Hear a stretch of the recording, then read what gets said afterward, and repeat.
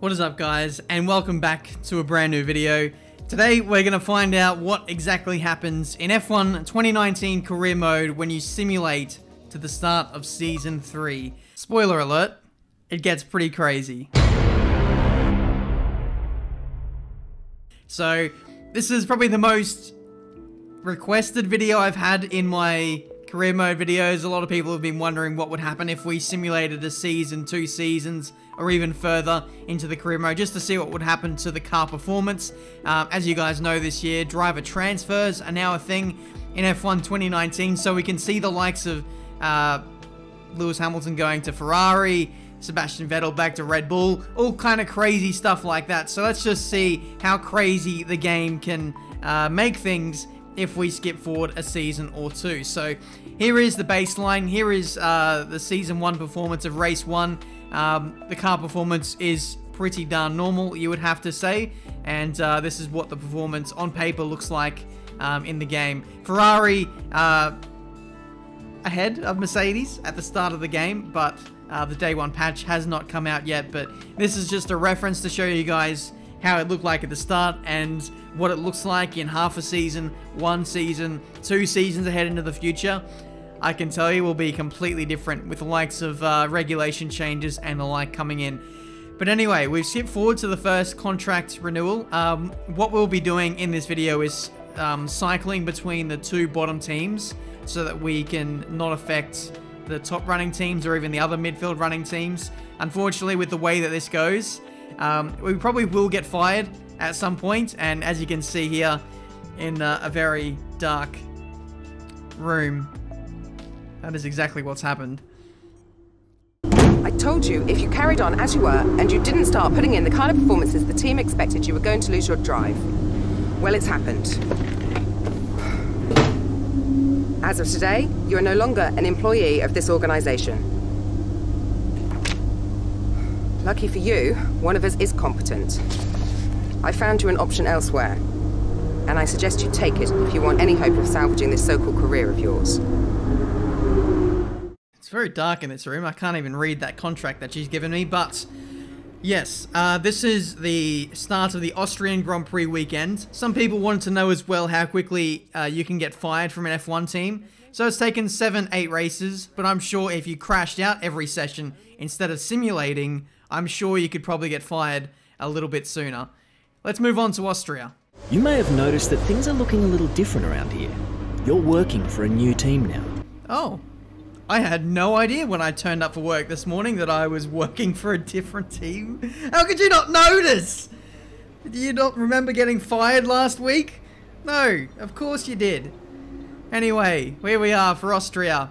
Because we have been fired, it has instigated a whole crap load of driver moves. So, let's go through the order. Danny Kvyat has gone to McLaren to replace Norris. Norris has gone to Alfa Romeo Racing to replace Giovinazzi. Giovinazzi has gone to Williams to replace Big Chungus. And we have gone to Toro Rosso to replace, I don't even bloody know who now. So, one move, me being fired, has instigated a whole bunch of moves and shaking around of the order in order to facilitate the move going ahead smoothly. So, there you go. That's where the driver moves can effectively start. It won't happen every time you get to a certain point in the season. Like in my actual career mode, nobody moved when it came to Austria, so... I told you, if you carried on as you were, and you didn't start putting in the kind of performances the team expected, you were going to lose your drive. And I told you to turn a light on. But clearly, we're just both incompetent, aren't we? Again, I can't see the contract, so I don't know who I'm going with. So I'm just going to sign the dotted line, and I'm just going to pray that this contract says Mercedes.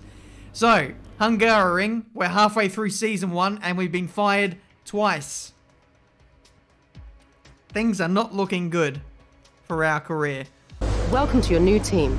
Williams has a rich history, with several periods of dominance over several decades in the sport. It's high time for another one of those, and you can help make that happen. So let's knuckle down and get to work, okay? Awesome. One thing I've noticed is that when you switch teams, you actually don't start from 0 resource points. So that is actually a nice change because Previously, it was a huge disadvantage having to start over again, but now you actually inherit the points that the other team has accrued over the season, which is a nice change. Alright, listen up everyone. They've announced that the technical regulations are changing for next season. Now there's a risk a lot of our hard work could be undone if we're not careful, so let's figure out how to mitigate this. Drivers, take a look at the developments we have and let us know what you want to invest in protecting. Alright everyone, let's get on top of this. Alright, let's see what we can do. Yeah, big regulation change coming in for the end of this season, so that is certainly going to spruce up the order. Speaking of getting spruced up. As of today, you are no longer an employee of this organization. So the second stint at Williams didn't last too long then, did it? Increasingly as time goes on, I feel like the F1 teams are getting a little bit less and less patient with me. But anyway, here's the performance of all the teams, all the progress that the teams have been making upgrade-wise. Speaking of the results of this season, nothing crazy has been happening, really. It's just been Mercedes and Ferrari winning each race. Some of the midfield teams like Red Bull, Haas, and Renault are making really, really solid strides towards the top of the order, but that's about it. So that's the comparison with the start of the season, and here is what it looks like now. So, yeah, big strides made by the midfield, which could mean anyone, and I mean anyone, could be able to challenge going forward into Season 2. So this is the drivers and team standings. Again, nothing too crazy. Ferrari did win the Constructors, so there's that. But with the regulation change, I would imagine that there is going to be a big shake-up in the order, and possibly even the driver market too. So let's skip forward and see how it all shapes up. I told you, if you carried on as you were, and you didn't start putting in the kind of performances the team expected, you were going to lose your drive. It's nice to see that you've turned a light on, so at least I'll be able to see. I can't even see the writing at all. Turn the light off, Emma. That's worse than before. Oh, I can't win. I can't win with Emma. She is... yep, I have no idea what team I've signed with, but it looks like it is Toro Rosso. Anyway, driver moves. Let's have a look at this. Charles Leclerc going to Red Bull to replace Verstappen. Hamilton has gone to Red Bull to replace Gasly. Verstappen has gone to Mercedes. Pierre Gasly to Ferrari. Grosjean to Racing Point. What else? Sergio Perez to Haas. Robert Kubica to Toro Rosso. And I have gone back to Williams. That is a lot of moves in one season. And I've got to be honest here. I feel like it's probably a little bit too much moving within the teams. I've got to say, actually, maybe that's, no. I think from season to season, I think maybe that amount of driver moves is okay. But I feel like there needs to be a little bit less in terms of the mid-season changes. That's just my opinion anyway. But we move on to the first race. Lewis Hamilton in the Red Bull takes a 1-2 with his teammate Charles Leclerc. Renault completing a 1-2. Did I say 1-2? Completing a 3-4 for Renault. Let's just go back to the team performance just for a second. Renault is now the best car at the start of Season 2. They took a huge upturn in performance, so they obviously, thought forward with the regulation changes and consolidated a lot of parts, whereas other teams didn't do so much of a good job. Red Bull is now team number 2, Ferrari 3rd, so they've dropped a place. Mercedes have dropped back massively, so that's a real shame. Alfa Romeo have pretty much ditched the midfield and have joined the fighting front half of the grid. But then there's a huge gap, absolutely ginormous, back down to McLaren, Racing Point. Toro Rosso is a long way from the midfield now, and Williams is still last. So the two teams that I have kind of been affecting is Toro Rosso and Williams. So it means that there's essentially no midfield now. The midfield is only 2 teams. How ridiculous is that? So if I wasn't affecting Toro Rosso and Williams, I feel like they would have progressed into the midfield as well. So there would be 2 distinct halves of the F1 grid. It's like Tier 1 and Tier 2. That's essentially all it would be. So very interesting developments. for Season 2. I've never seen anything like that. But going back to the results of Australia, Red Bull 1-2, Renault 3-4, Mercedes 5-6. And in the case of all the teams and how much faster they are than what they were 1 season ago, on average, the cars are about 1.5 seconds faster than where they were at the start of career mode. So in 1 season, they've improved by 1.5 seconds. Red Bull have improved by 1.8 seconds versus where they were in Australia Season 1 to now be the best car. Very, very interesting. Bahrain, same case again. Red Bull on top with Lewis Hamilton. So whichever team that Lewis goes to, he manages to bring the performance with him, I suppose. We move on to China again. It's a whitewash so far for Lewis Hamilton, 3 from 3. We move on to, where are we? Azerbaijan, and finally someone else wins. It is Kimi Raikkonen in the Alfa Romeo, and Red Bull are kind of nowhere to be seen with Lewis getting P5. But again, an update on the research and developments. Renault have been toppled by Haas now, who have made huge strides in the early part of Season 2. Red Bull still hanging in there. And then we have Toro Rosso starting to break into the midfield.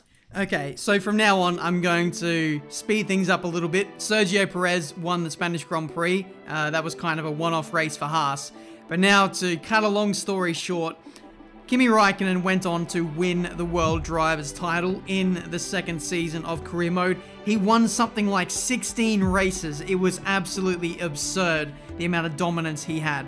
I got fired many, many times, but as a spoiler alert, there were no other driver transfers for the rest of the season, like in the middle of the season. So that was a big shocker for me. We had a huge amount of transfers in Austria Season 1, but then nothing all season throughout Season 2. So that was very, very interesting.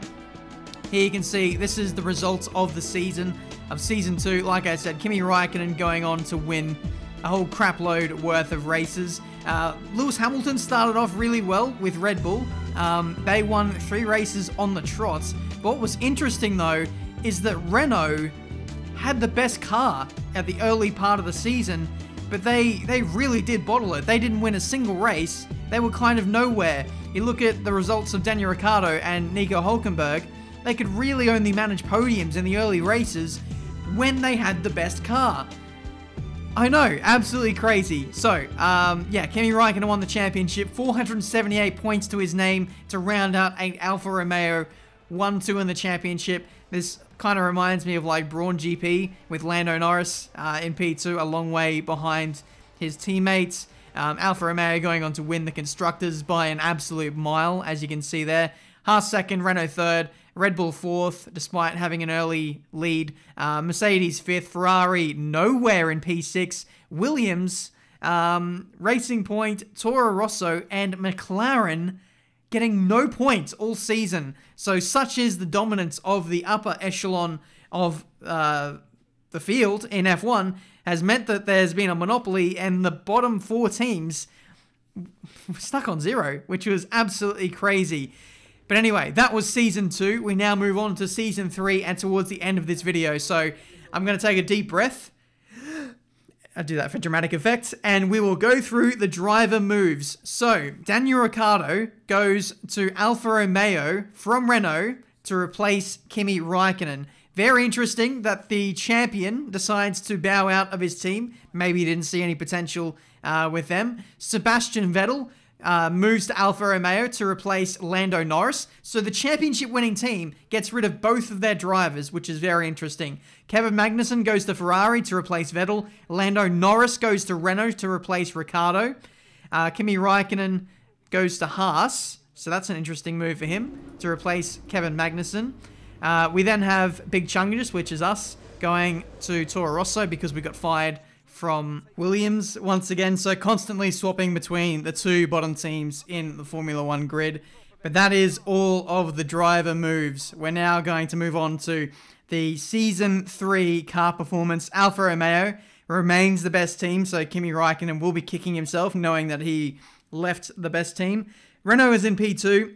Rich Energy, to be fair to them, in the Haas. They're not too far away, but still that is quite the performance gap to make up. A big drop in performance to Red Bull, then Ferrari. So it's interesting that the current top, crop of F1 teams at the height of their powers now are midfield runners in the game in Season 3, which is absolutely ridiculous. Qualifying times for Season 3 Australia, pole time is a low 16. You compare that to Season 1, they were doing 21s. So that is absolutely ridiculous to see that F1 cars have found 5 seconds worth of performance in 2 seasons of career mode.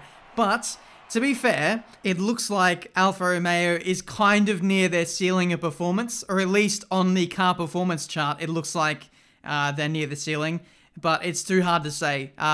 They might be able to extend beyond where the current end of the bar is, so to speak, if you will.